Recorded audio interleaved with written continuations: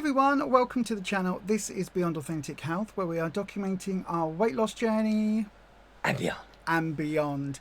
This is an extra helping video for the Losers Club, where we are lifting ourselves, sharing our experiences and reducing shame.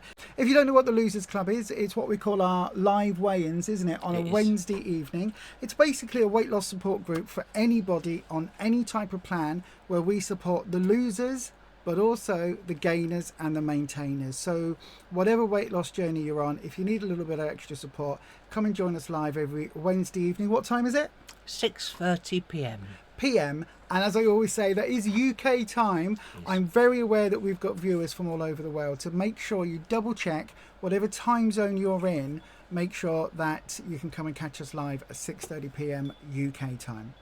Right, as I say, it is an extra helping video, isn't it? Now, for those of you that might not know, this is where we offer you an extra portion of support on a weight loss topic that is either something doing the rounds that's topical, or it's something concerning some weight loss tricks, tips, or something to be aware of. And this week, we want to talk about the something to be aware of, some warnings. I've called it the evil trio.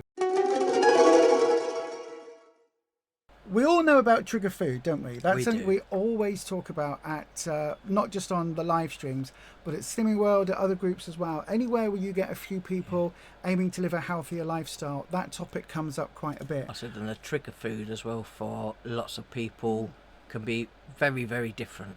Oh yeah, it can from be. one extreme to the other. Oh yeah, some people's trigger food might be something sweet, another person's trigger food might be a steak.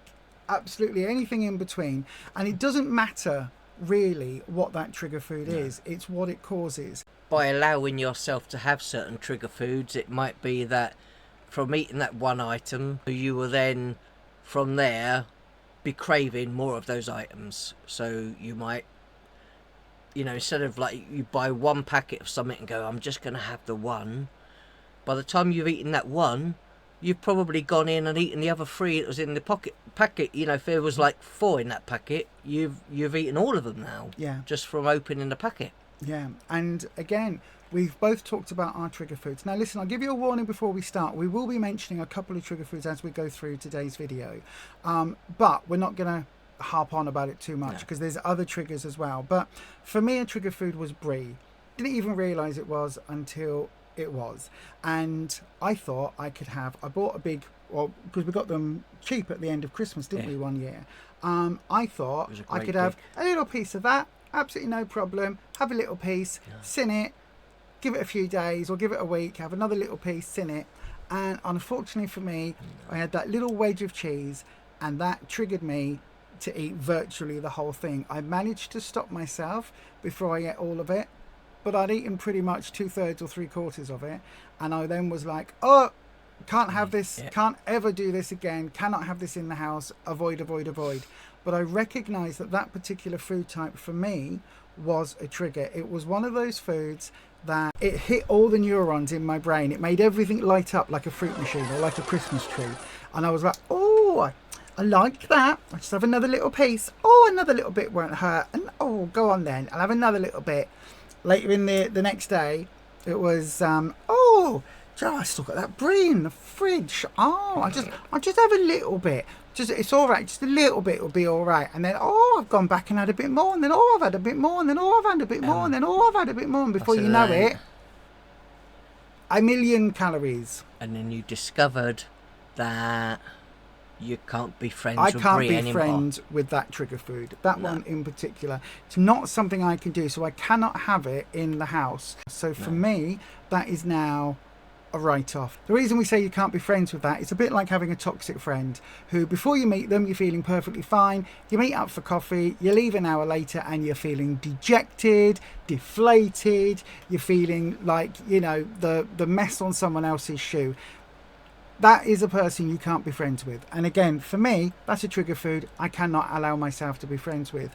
For you, it was something else, wasn't it? It was just sweet treats. So like donuts, whether it be a ring donut. Like I say, most places you'll go, I said, unless it's like a donut shop or I think maybe like a Lidl or somewhere. Or somewhere, an in-house bakery. Other than that, a lot of the time you would have to buy like a pack of 4 or 5 or something like that. And I would make allowances for myself. In my mind, I'd be thinking, oh yeah, it's fine. I can do it. I can have one, and that will 4 days or something, and that packet of 4 be gone in 4 days. In 2 days, that packet of 4 be gone. Or sometimes potentially even that same day. Because I couldn't, I just could not have them in the house in the end, because I would just eat them all. And then before you know it, you may have eaten those things, and then in your mind you're thinking, well, what if I had a gain this week? Then you're scared of getting on the scales then that week as well. But that's all right, because I'm sure you don't get weighed that week, but you can have a really tight week and you can pull it back. At home, just don't go get weighed, just pull it back, and then the week after, by the time you've got there, you've already ordered a couple of takeaways, and through trial and error, it's been a big learning sort of curve for us, where we've had to learn what we can allow in our lives and what we can't. Yeah, absolutely. And what we can keep indoors, food-wise. If it's not on plan and it's not something we're going to eat, we don't buy it. We don't bring it home. Absolutely. So we know about trigger foods. If you've ever been to a group setting, you would have heard that talked about a bit, wouldn't you? Quite often at Slimming World we hear that kind of talk. Have you ever heard anybody mention the phrase a trigger action? No. Mm-hmm. So a trigger action is basically something that would trigger further off-plan behaviour. So that might be going to the cinema. Okay, so we all like going to the cinema, watching the latest film. We love Marvel films, don't we? So we love going to the cinema. What happens when you get there, though? Well, this is it. For you, a cinema trip before the weight loss journey may have been a hot dog, some popcorn, some sweets, a big Slurpee or Juicy or whatever they're called, one of the big drinks. Even if it wasn't all of that, you might get yourself a slice of pizza, they do at some cinemas now. And that action of going to the cinema, that triggers a food-related action. And that, again, is something to be really, really mindful of. It could be going to your grandmother's house. And every time you visit grandma, she's got that tub of biscuits, and she might say to you, oh, put kettle on, love. We'll have a lovely cup of tea and a slice of cake with it. Or we'll have a couple of biscuits with it. And that action, before you know it, is triggering that warning. And again, there are ways and means that you can control that.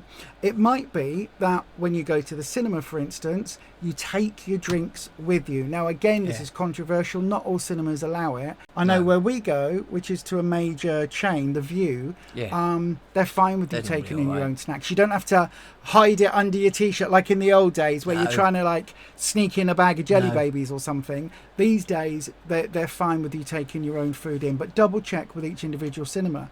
But what if you were going to a family member, grandma's house, and you can probably say, no, it's all right, I don't want one. And grandma's going to go, oh, go on, just one. Just the one. You've lost 7 stone, you're doing so well. One slice of cake won't hurt you. Come on, I've made it specially for you. What could you say to grandma, or what could you do to mitigate that? We know the trigger action is going to grandma's house, but what sort of thing could you say? You could say, I've only just eaten my dinner, so I'm really full up at the moment. That's really good. Yeah, that's really good. Or you might say, actually, I had a bit of a gain on the scales this week, so I don't really want another one. A bit of a white lie. Or it might be, I'm going to save myself for dinner later on if that's all right. But I'll take a piece home with me and I'll enjoy it later. And that means you're trying to avoid that food issue that's been triggered with that trigger action. It could also be things like making your kids' lunchbox in the morning. You've made your sandwiches, you cut off the crust of bread.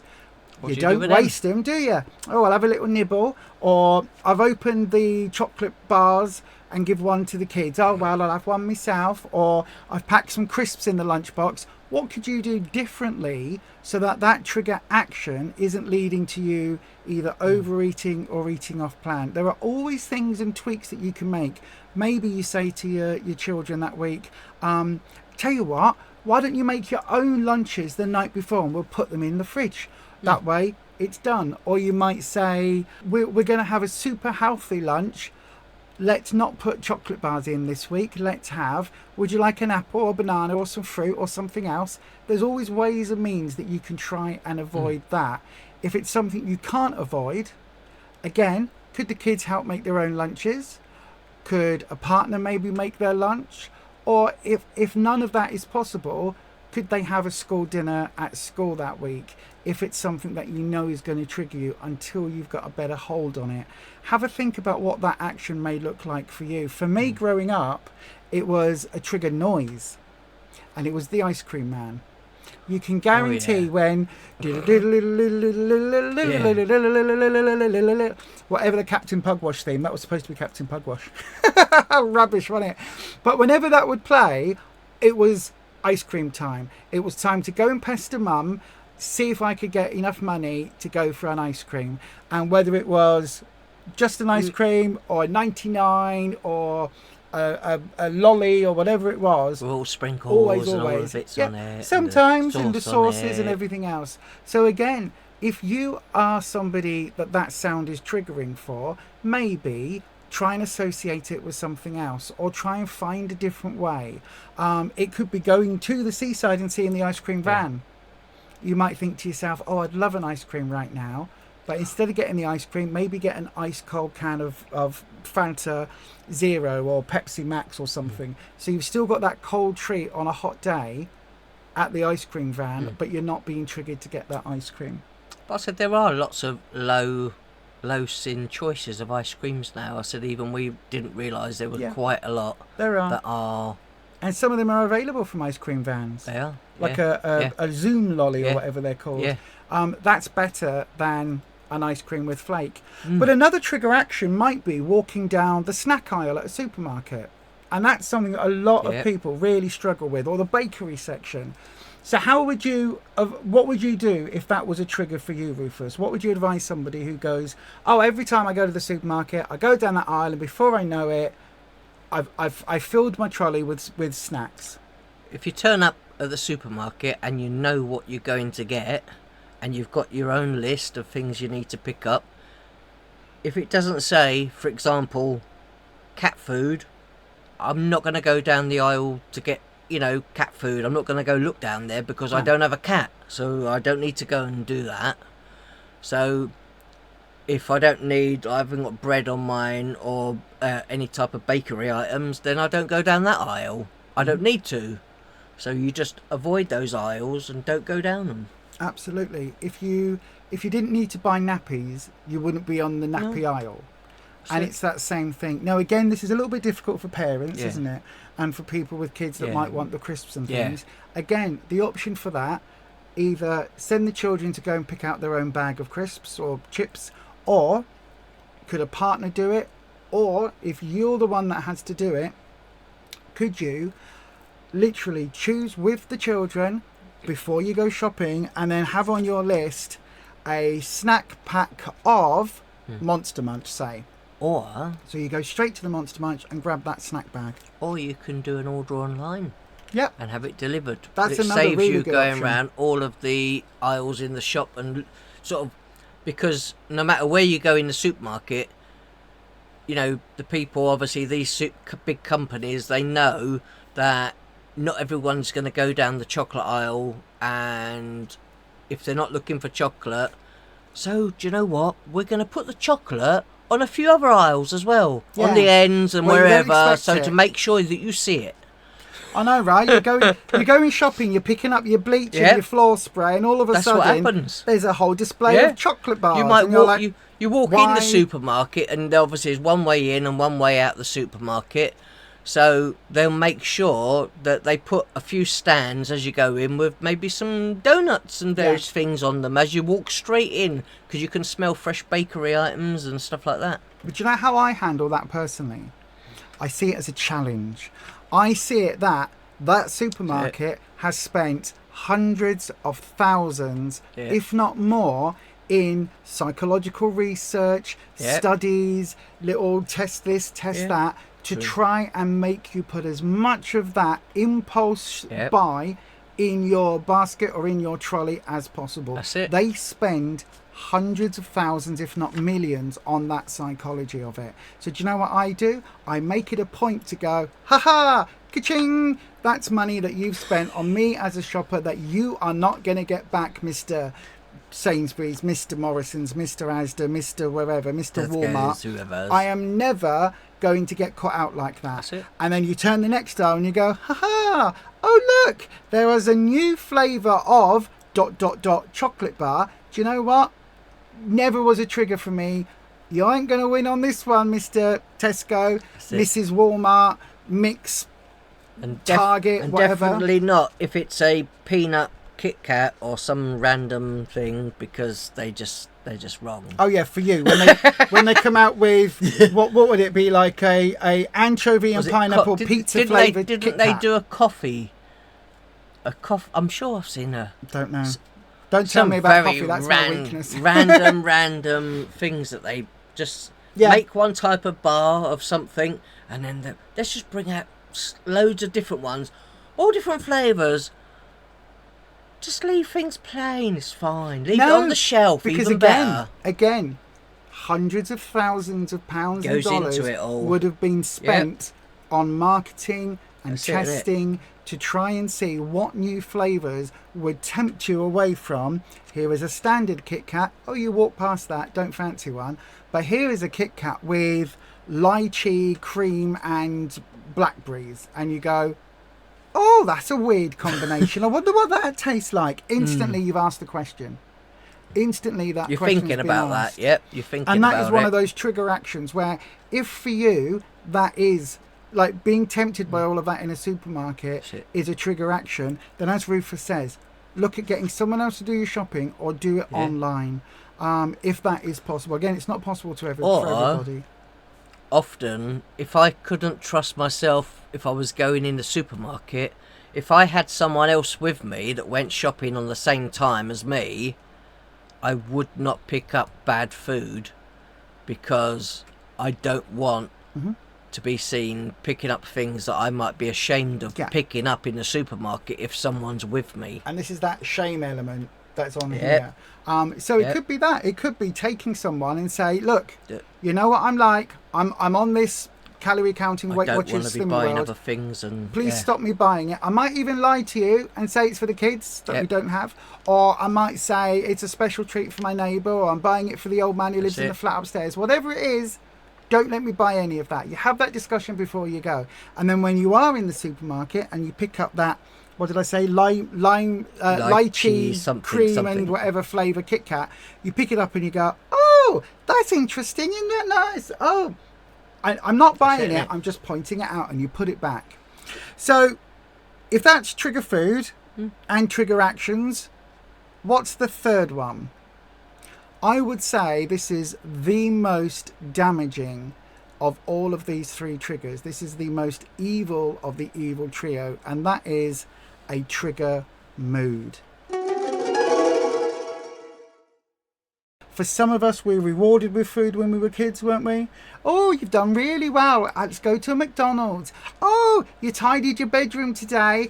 I get you a chocolate bar when we go out. Oh, you know, or the reverse. Yep. Put those bins out and tidy your bedroom, or you're going to get no dessert. Yeah. That, for a lot of us, was how we were controlled as kids, how we were taught. So that mood can come in from that. Oh, I'm feeling really miserable. I'm really upset. I'm going to eat. Or I'm celebrating. I'm so happy. Let's celebrate with a meal out. Be careful of what your trigger mood is. For me, it was never celebrations. No. It wasn't, hurrah, it's my birthday, I'm going to push the boat out. Actually, no, birthdays was a trigger. For me, it would be, it was never, congratulations, Lisa, you've just got these really good GCSEs. Actually, my GCSEs, that was another trigger. Maybe happiness was a trigger for me. I know low mood is a trigger for me. If I'm feeling sad, I might want to eat something. So that I've got to be very mindful of. But apart from that, there wasn't really a lot of other moods that would trigger. Boredom, that's a mood that would trigger me as well. That's a trigger mood as well. When I'm bored, So what have I I got? said a lot Happy, of, sad, bored. but a lot of people will, emotional eat, and sometimes the first thing that you think of when you're in that type of mood is you just reach for food. Sometimes things that are usually high in calories and things High sugar that and fat. if you was in a good mindset, you probably wouldn't be picking up those things or thinking about those type of foods, because you really don't want to be eating them anyway. Yeah. So what other trigger moods might you have? I also have the anger trigger. Oh, I'm so angry right now. Oh, I'm gonna just need to eat sod it. something. I'm just gonna Yep. blah, blah, blah, blah. And I'm eating something out of Yep. anger. The self-destructive trigger. That's quite a big one for me. I used to do that a lot, didn't I? I've lost 4 pounds this week. I'm getting really close to my next award. I am going to order a takeaway. But if you gave yourself time to actually think, because you don't think, that's the problem at the time. It's an instant. Right, well, there's food there. I'm just going to grab that and I'm going to eat it. And that's why it's so dangerous and so potentially damaging. But the thing is, as adults, we might not be able to control our mood, but we could control our choices. And the thing is, if, say for instance, nowadays, we've been on plan since October of last year. We're doing really, really well. We don't have trigger food in the house. No. So that if for some reason a mood is triggered, a trigger mood happens, what am I going to go and eat? Tomatoes, cucumber. That's fine. I can do that. But you physically, if you wanted something else, you would physically have to get up, put your shoes on, leave the house, get dressed, go out, and go to the supermarket to buy whatever it is you wanted to eat. But also, when you have to then think, oh, I need to do all of that to go out to get this item just so that I can eat it, usually that's enough to stop you wanting it. But if it was in the kitchen or somewhere in the house, a few seconds and you would have got up, grabbed it, and be starting to eat it already. So that's another reason why we would recommend deleting the food delivery apps. If you possibly can, delete it from your own phone, because that way, again, if you've had disagreement with your partner, or the kids have been really annoying, or the bank's messed up, or whatever's happened in life, people at work were absolute a-holes that day, whatever it might be, and you have gone home and you're in that type of mindset, it would be very easy for you to say, do you know what, I'm just going to order something. Can't be bothered cooking, I'm just going to order something. So you can see those 3 triggers are quite bad, and they're quite bad in their own way. The worst case scenario is that you have a combination of those triggers. So again, having a known trigger food in your cupboard, even if you're at the point in your weight loss journey where you can say, do you know what, in your case, do you know what, I can have a donut in there, I'll leave it in the cupboard. I had one yesterday, I've got 3 more days on it before it goes off. I can leave that in the cupboard or in the fridge quite happily. I'll have that later. If I'm being a complete cow that day and I upset you, or we have an argument or something, it would be very easy for you to say, oh, I'm just going to go and get me donut. Or if this is more likely, you're driving and there's an idiot in a car that comes right in front of you, nearly crashes, does all of that and puts you in that, if something like that happens and there's a donut in that cupboard, so you've had your trigger mood and the trigger food is available, would that be enough, even now, for you to go and eat that donut? No, because it probably wouldn't be there now. Well, I would have eaten it already. If it's in there, no matter if I know where it is in the flat, I will be just... It sits up here. I know where that item is, and it's one of my favourite things or whatever I used to have. So it would be just sat up here in my mind that I know where it is, and if it's there, it's like you focus or fixate on that item all the time. Okay. Because it's here. So let's swap out a different scenario. Let's say new Marvel film comes out. In fact, Fantastic Four, because we still haven't seen that. So, Fantastic Four, and we say to ourselves, do you know what? I'm going to treat ourselves. Let's go to the cinema. And so off we go to the cinema. We drive into town. All the idiots, the taxi drivers parking where they're not supposed to be, the spaces that aren't there, people just everywhere being loud and obnoxious, and we can't get a space and we've got to wait, and then we're late for the film and it's already starting and we're there, right? So trigger action has happened because we've gone to the cinema. Trigger mood has happened because now we're stressed. The film's already started. Has the film started? Is it just the trailers? Is it the stupid adverts before the trailers? We don't know. It says it starts at 9:15. It's now 9:20. What are we missing? That's happening. And we walk into that cinema and we've still got to buy our tickets because we didn't think ahead and plan ahead. So back in the day when we were on plan previously, if those two things had happened and you walked into the cinema and there were bags of your favourite chocolate on one side and say, you know, a tray with some lovely fresh donuts on the other, would those two scenarios trigger you to maybe pick up one or the other to enjoy at the cinema because you're feeling stressed? Possibly. Yeah. And this is where you get that evil trio. All three triggers together can be not just damaging for your weight loss plans, they can be disastrous. It's not just for that day, for the next day. Yeah. And then maybe the next day. And this comes back to this shame word up here as well. Because then what happens? Then we watch the film all the way through. You might be thinking, oh, I'm really loving that film. Mr. Fantastic's doing something. And the bad guy in the film, don't know who that is, he's doing something else. And oh, this is really cool. I'm loving this. Sitting here doing this. Yeah, I'm eating through me M&Ms. Oh, they're all gone. Yeah. And then you get the spike in the blood sugar and then the crash in the blood sugar and all of that. But then comes that realisation as you're heading home. Oh, I've got to go get weighed in 2 days. I wonder how many sins that was. I wonder how many calories that was. Yeah. And if I had a gain, would it go on within 2 days, or do I just not get weighed this week and then try and pull it back for next week? And then, that happens. And like I say, I'm sure a lot of people think about all of this stuff. Yeah, and that's it. And that's where we've got to be super, super careful. It's not just about trigger foods. No. It's about the actions and it's about our moods. And as adults, some of these things we can control.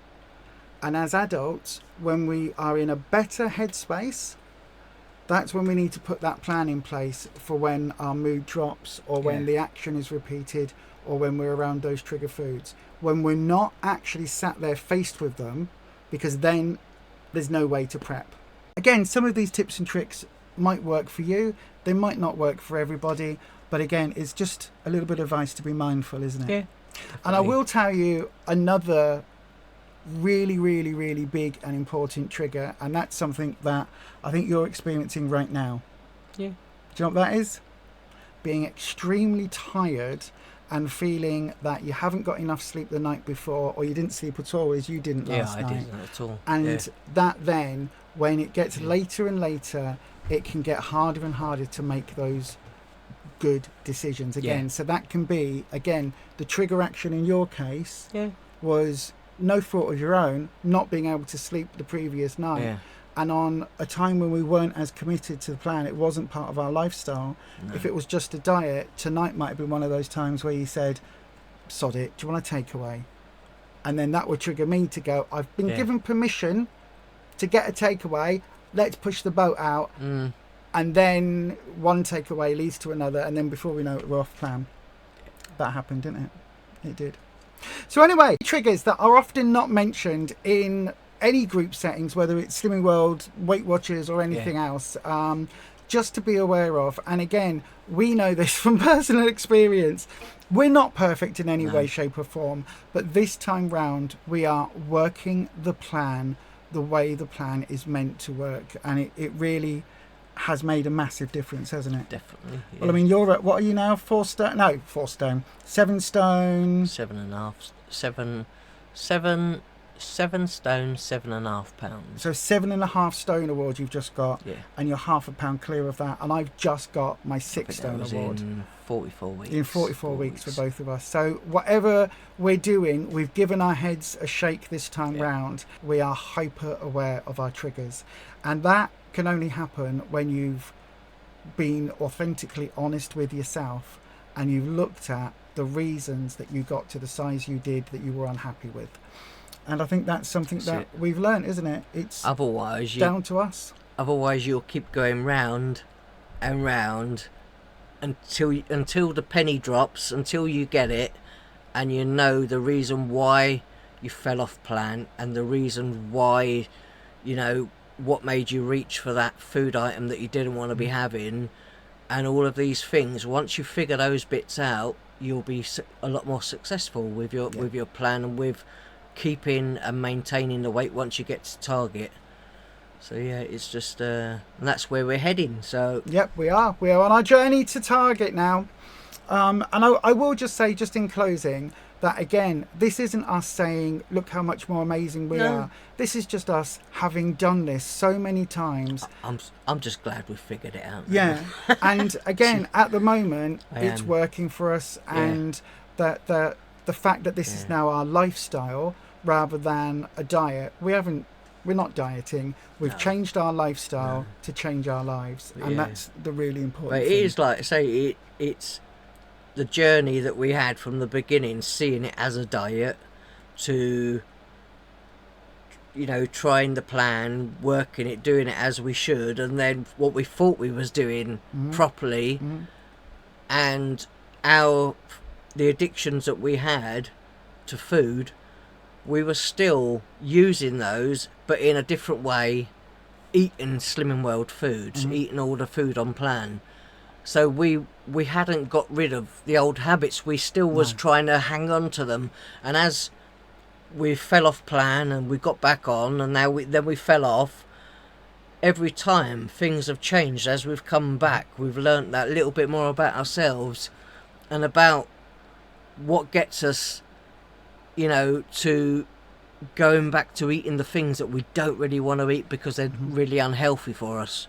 Hopefully this has given you a few ideas. If you want some more and you want to be part of our weight loss community, you can always have a look at our Facebook group, which is the Losers Club by Beyond Authentic Health. It is a closed group, so nobody random can just find that you're on a weight loss journey.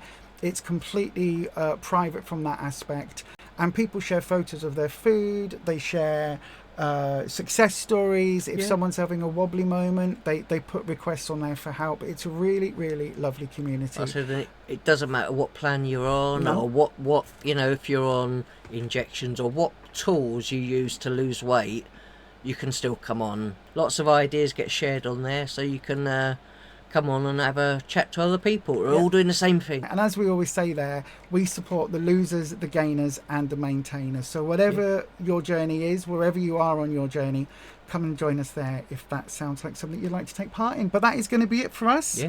We will see you again, probably on a Wednesday live or on one of our many other videos. We do recipes, don't we? We do. We do extra helping videos like this. We do haul videos. There's all sorts on our channel. So if that sounds like content you'd like to watch, you can always do the YouTubey things. Give it a lovely like. And then always, as always, hit the subscribe button, dong your bell, and change your settings to all so that YouTube lets you know whenever we are going live or update. But that's going to be it from us. Thanks. And as we always say, stay you, stay true, stay authentic. And happy slimming. Happy slimming. Bye-bye.